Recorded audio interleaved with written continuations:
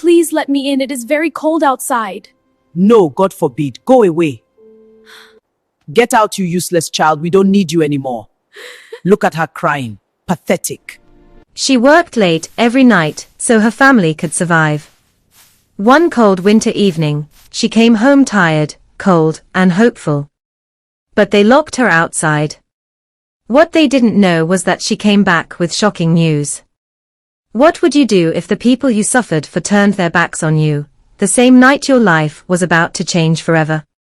Before we continue, please, subscribe to our channel for more beautiful and inspiring stories.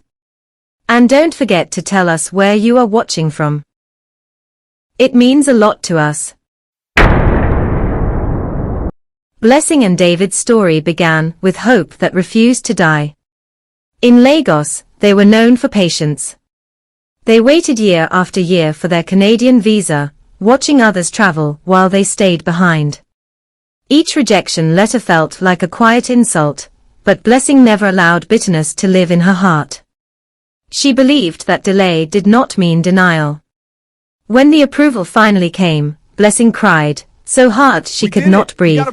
Oh my gosh, really? David lifted her from the floor and promised her that their suffering had reached its end. Canada welcomed them with cold air and endless rules. The city was busy, the two-bedroom apartment. It was not fancy, but it was theirs and it provided warmth for them. She cleaned every corner, cooked warm meals, and filled the home with peace. Work was not easy. Blessing took jobs others avoided. She cleaned offices at night. She worked weekends. Sometimes she stood on her feet for 12 hours straight. She returned home exhausted, hands sore, body heavy, yet she still asked David if he had eaten. Money slowly improved. Bills were paid. Food stayed in the fridge. Blessing never announced what she contributed. She believed love did not need loud proof. Everything changed when David brought his mother and sister to live with them. At first, Blessing welcomed them warmly. She gave up space. She adjusted her routine. She woke earlier to cook. She slept later to clean. She hoped kindness would create peace. But peace did not last. The mother watched Blessing leave early and return late. The sister whispered behind closed doors. Their words were small at first, then bold. She is always outside. What kind of wife is she? She does not respect the home at all. She is too busy to be a wife. No, we can't take this nonsense from her. She has to behave like a proper wife, or she leaves the marriage. They never asked Blessing what she did. They never asked why she worked so hard. They simply decided who she was. David listened. He did not explain to his mother and sister that working around the clock was a normal thing in Canada, to be able to pay the numerous bills. He also did not tell them that he shared the bills with his wife. Each word entered his heart like slow poison. He stopped defending Blessing. He stopped asking questions. He began to believe silence was easier than truth. One evening, Blessing stopped by a store after work. Her body was tired, her spirit low. On impulse, she bought a lottery ticket. She did not check it. She folded it and placed it safely in her bag. It meant nothing much to her. After all, others have been buying it for years without winning. But that evening, she just listened to her heart and got one. That night, snow fell hard. Blessing walked home with numb fingers, dreaming only of rest and a hot cup of tea. She reached the door. Locked. She knocked. Nothing. She called David's name. Her voice shook. Inside, the house was warm. David stood near the door. His mother's voice was firm. Let her stay outside. David said nothing. Blessing knocked again and said, Please, David, open the door. I am dying of cold. The cold outside here is too much. I beg you in the name of God. David still said nothing. But she heard his mother and sister laughing inside. Blessing's knees weakened. Her tears fell freely. The cold bit her skin. Her heart broke under the weight of betrayal. 10 minutes passed. Her body trembled. Then a voice spoke behind her. My child, you should not be here. An old woman stood nearby, eyes filled with concern. Without judgment, she said, come with me. And Blessing followed, leaving behind everything she thought was home. The old woman's house felt warm in a way Blessing had not felt in many years. It was not just the heater. It was the silence that did not judge her. The walls were plain, but they carried peace, like they had heard many pains and learned how to keep secrets. Blessing sat on the couch, wrapped tightly in a thick blanket. Her teeth still chattered even though the cold was gone. Her body had entered the house, but her heart was still standing outside that locked door. Every few seconds, her mind returned there, her hands knocking, her voice calling, her husband choosing not to answer. The old woman moved slowly, carefully, like she did not want to frighten Blessing's wounded spirit. She placed a bowl of hot food in front of her and a cup of tea beside it. The steam rose gently, touching Blessing's face like a soft apology from the world. Eat when you can, the woman said kindly. She did not ask what happened. She did not ask who hurt her. She understood that some stories come out only when the heart is ready to bleed. Blessing tried to eat, but her throat tightened. After a long silence, words finally fell from her lips, weak and broken. I worked every day, she whispered. I worked until my body hurt. I worked so we could survive. I worked so he could bring his mother and sister here. But they said I was useless. Her voice cracked on the last word. Tears rolled down her face and dropped into her hands. She covered her mouth as if ashamed of her pain. The old woman sat beside her, listening with her whole body. People often ignore effort when it does not serve their pride, the woman said quietly. But effort never disappears. It waits. That night, Blessing cried in a way she never had before. Not loud cries that beg for attention, but deep sobs that come from a place where hope once lived and died. She cried for her marriage. She cried for the years she gave without counting. She cried for the version of herself that believed love alone was enough. Sleep came late and left early.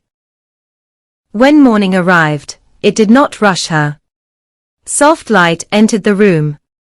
The old woman turned on the radio while preparing breakfast, letting the sound fill the quiet. Then the announcer's voice changed. Attention listeners. A TOA lottery ticket worth exactly $100 million has been confirmed. Blessing froze.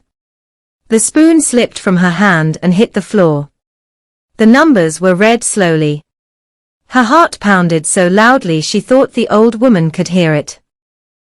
With shaking fingers, Blessing reached into her bag. She unfolded the ticket she had forgotten, the one she bought without hope, without dreams.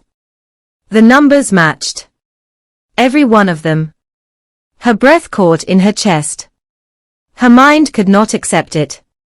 The same night she was treated like nothing, was the night her life changed forever. She did not shout. She did not celebrate. She sat still, tears filling her eyes, not from pain, but from shock so heavy it felt unreal. The next afternoon, the television was on in David's house. No one was really watching. Fear still hung in the air from the night before. Then the news changed. A reporter stood outside a lottery office, smiling too widely. And here we have one of Canada's newest winners, the reporter said. A woman who came forward today to claim the $100 million prize. The camera shifted. David's mother froze. David's sister dropped the remote. On the screen stood Blessing. Her hair was simple. Her coat was borrowed. Her face looked tired, but calm. She held the large check with shaking hands while reporters asked questions. I bought the ticket on my way home from work, Blessing said softly. I didn't even check it that night. David felt the room spin. The same woman they locked outside. The same woman they called useless. The same woman they ignored in the cold. His mother's mouth fell open. That is her. The sister screamed. Turn it up. Blessing's face filled the screen again. The reporter mentioned the area where she lived. The familiar streets. The same neighborhood. David's chest tightened. Shame hit him harder than any winter wind ever could. They sat down and planned how they will convince her to come home. How they will manipulate her as usual. When they felt they had cooked enough story, they grabbed their coats and set out to search for Blessing. Not because they loved her, but because they were afraid of what they had lost. They went to their local church to know if she there, but the pastor told him she was not there. However, the pastor said, when she called me this morning to thank God for what he did and for me to pray for her, she gave me her new address. They pleaded with the pastor to give them her address. After several hours of begging the pastor, he gave out her address. When they found Blessing, they fell apart. David cried openly. His voice shook. I failed you. Please forgive me. Blessing looked at him. Her eyes were calm, but they carried deep scars. I needed you when I had nothing, she said quietly. You chose silence when it mattered most. She turned away. Blessing did not make decisions in anger. She did not rush her healing. She stayed with the old woman, allowing herself to feel everything she had buried for years. Some days she cried. Some days she sat in silence. Some days she stared out the window, watching snow fall, thinking of the night she almost disappeared into it. Slowly, her heart grew steady again. David tried to reach her many times. Apologies came in messages and tears. But Blessing understood something she had never understood before. Love without protection is not love. When the divorce papers were placed in front of David, he did not argue. His hands trembled as he signed. He knew he had lost something money could never replace. Blessing walked away with grace. She did not insult. She did not shout. She simply chose herself. She built a new life carefully. She helped women who worked in silence like she once did. She spoke for those whose effort went unseen. She lived with peace, not pride. David remained behind, surrounded by comfort, but empty inside. Every winter felt colder. Every quiet night reminded him of the door he never opened. They say the snow still remembers that night. Moral of the story. Strength is often mistaken for weakness, until it walks away and never looks back. Sacrifices made in love should never be repaid with cruelty, because the cost is always remembered. Thank you for watching to the end. Please like, subscribe and comment your thoughts. It means a lot to us. See you next time.